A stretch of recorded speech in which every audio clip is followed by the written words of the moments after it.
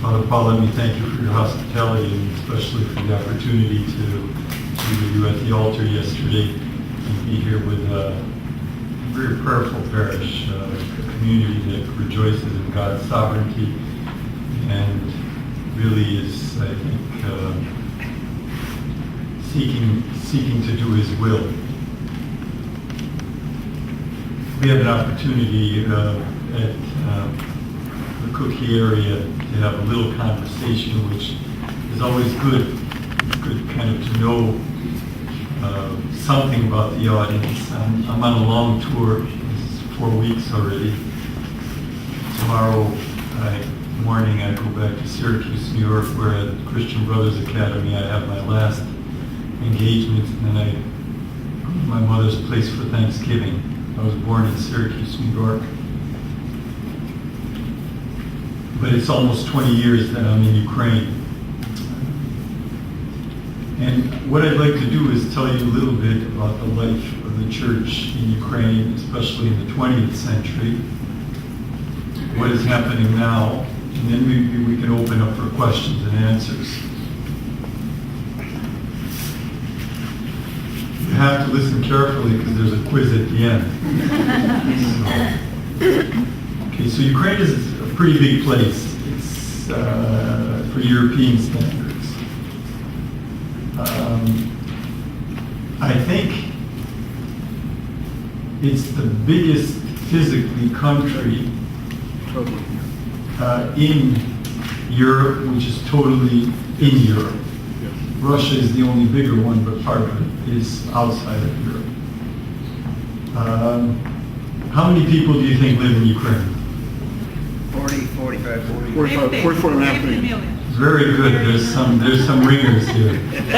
46 million today. It was 52 million 20 years ago. We'll just fix that. A drop of 6 million people, drop of more than 10% of its population in really it happened in the last 15 years. It's a country with a long history. It officially accepted Christianity in 988 in the Byzantine form. Christianity came from the Greeks. If you know your church history, 988 is before 1054, which is one of the marker dates for the division between East and West, what today is generally called the Catholic and Orthodox divide. The 20th century was brutal for Ukraine. In the 20th century, about 17 million people were killed or died in unnatural, organized death. There were a number of famines that didn't have to happen. Many soldiers were starved to death in prison camps. 17 million people. There is virtually no Ukrainian family that has not endured some kind of trauma, some kind of loss. I grew up in the comforts of Syracuse because my parents had fled.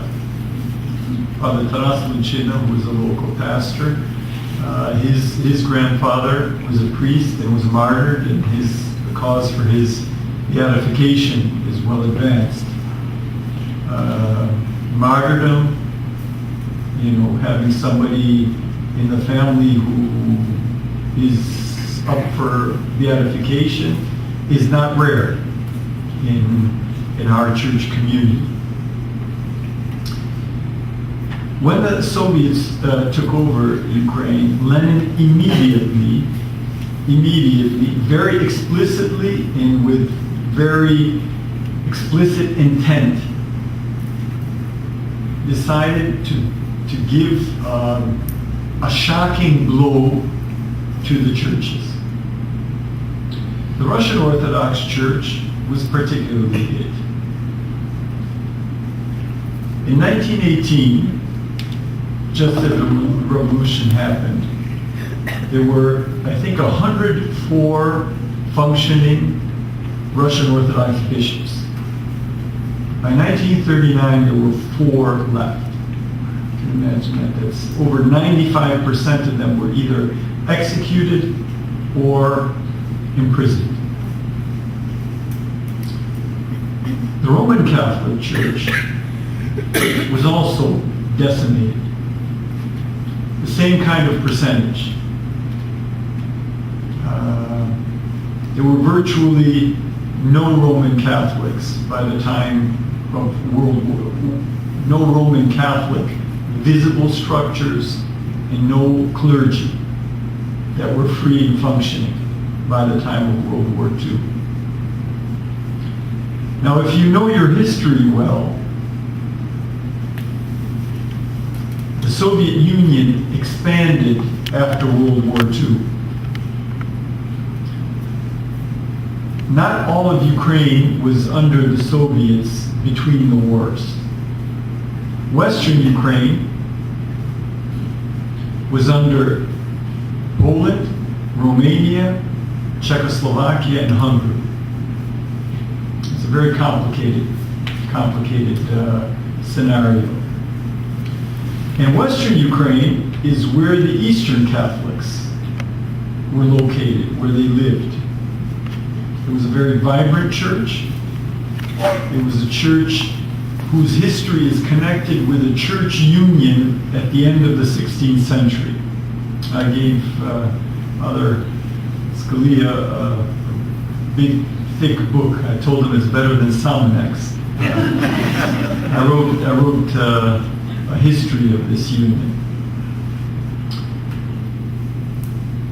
And this Eastern Catholic Church was, in the 18th, particularly in the 19th, and in the first half of the 20th century, really the main structure, the fabric of society in Western Ukraine. For various reasons, Ukrainians historically were second class. They weren't allowed to study in universities. They did not have a secular elite.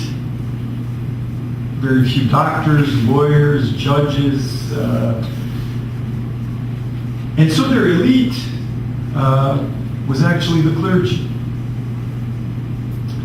And the place where leadership and culture was developed was in clergy families. Most of the clergy was married. Father Taras is married. His grandfather, the martyr, was married.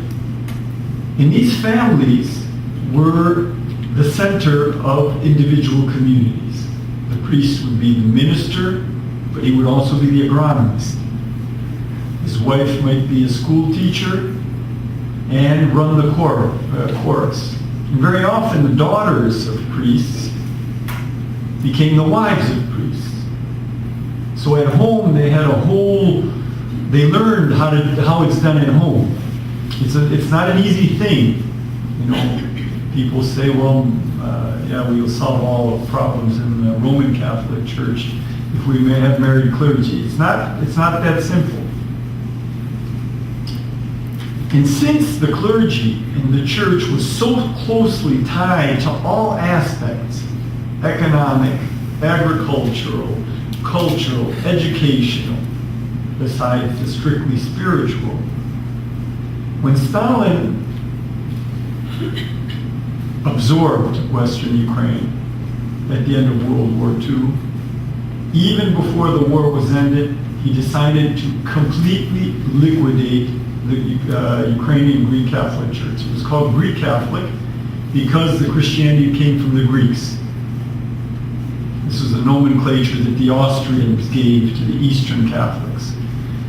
The Austrians had started in the 19th century to try to lift up this second-class folk by giving them education.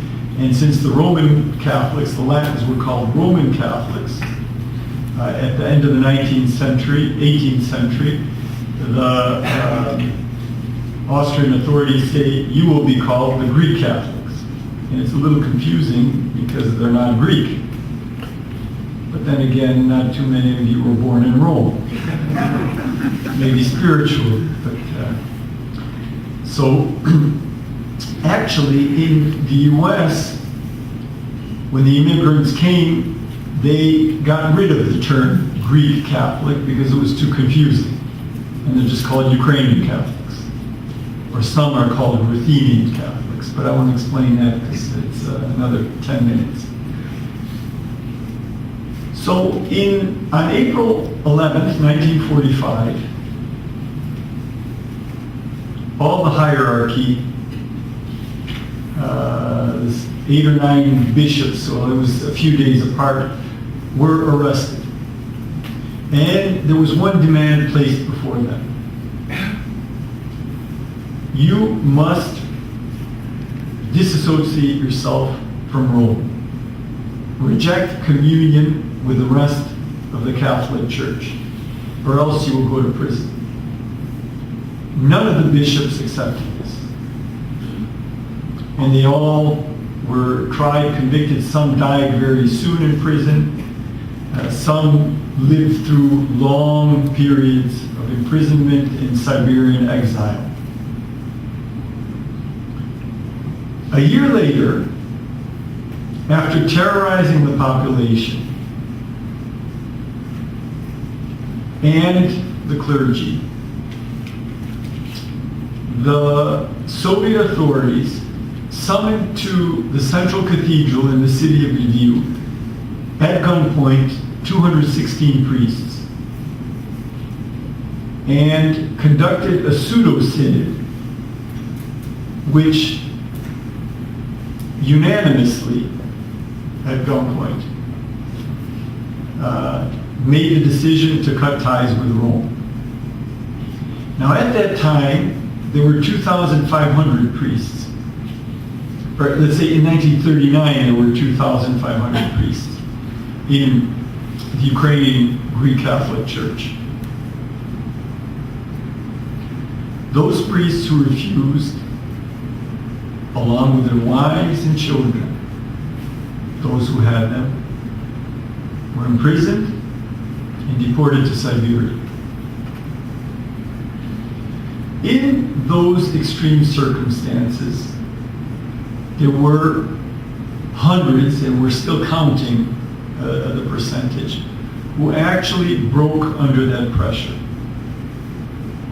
and remained in their villages, changing nothing in, let's say, the liturgy, but the commemoration of the Pope.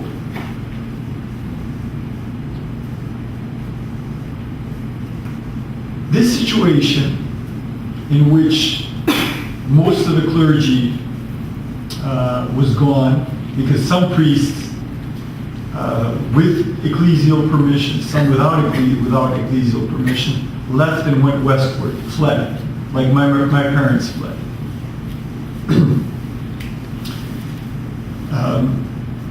So many parishes were closed down, but those parishes that were run by priests who broke with Rome became members, those parishes became part of the Russian Orthodox Church, which it is sad to say joyously accepted these priests and parishes and actively participated in this process of the liquidation of the Ukrainian Catholic Church.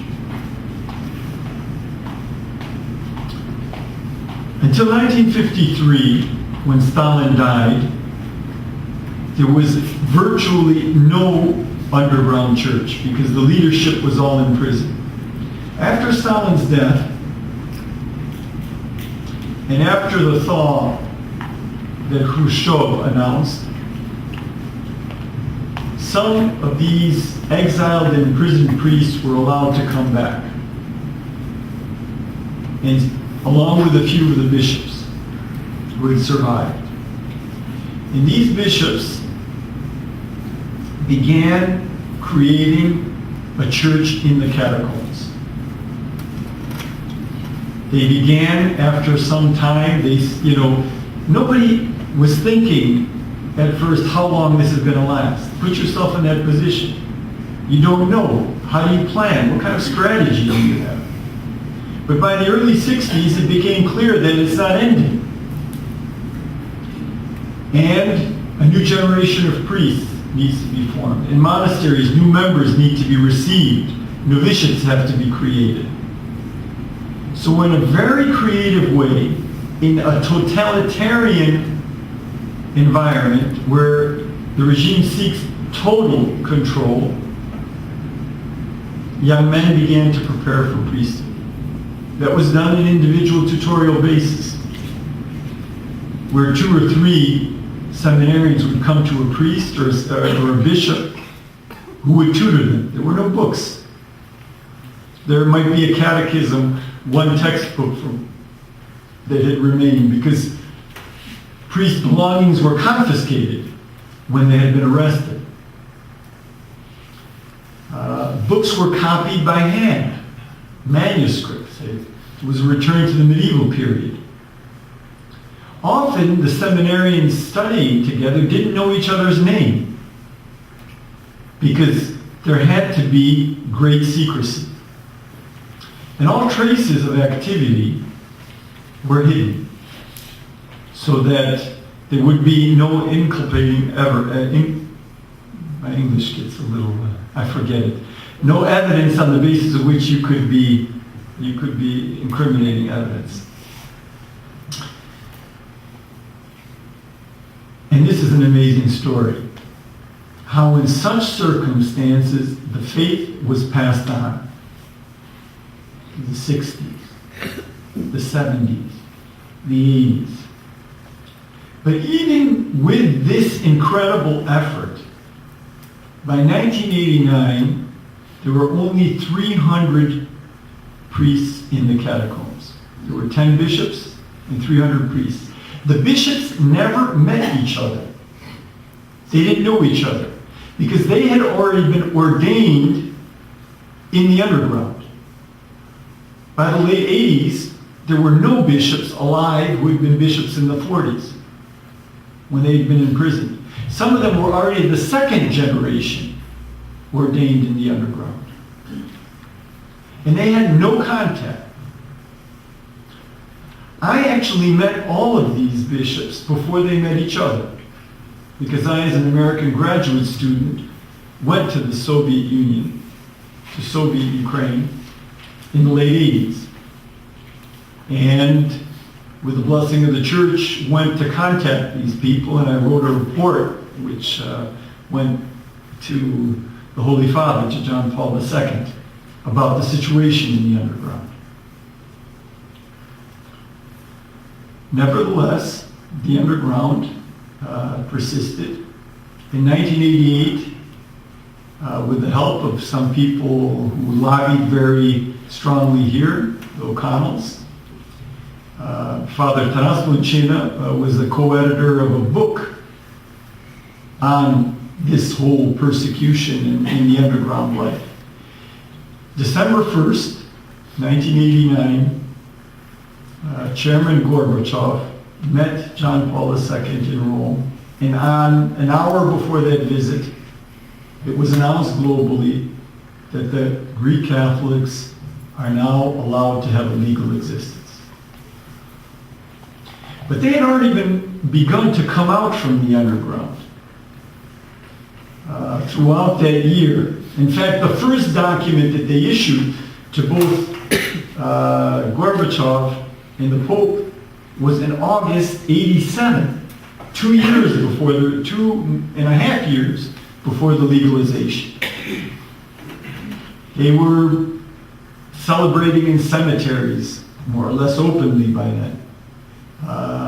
Sometimes in cities. They would get arrested. I saw as late as the summer of '89, I saw a priest getting arrested.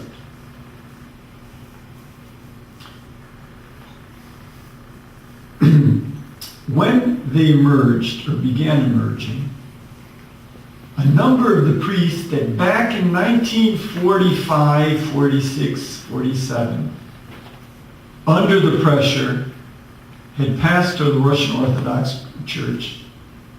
A number of those priests who were still alive then 43 years later, 44 years later, returned to the Greek Catholic Church. But it was not only they that expressed a Catholic identity. Along with them, 700 Orthodox priests who were from Western Ukraine, who were from Greek Catholic families, announced that they and their whole parishes are Greek Catholic again. Now, an interesting fact that most people don't realize is that with the persecution of all churches, there was some legal existence. The Roman Catholic Church had 2 seminaries, one in Lithuania, one in Latvia, none in Ukraine, none in any part of Russia, the 12 time zones of Russia, the Russian Federation. The Orthodox Church, which was revived by Stalin during World War II to aid morale in the anti-Nazi effort, but was then again repressed by the so-called liberal Khrushchev, who closed thousands of churches, Orthodox churches.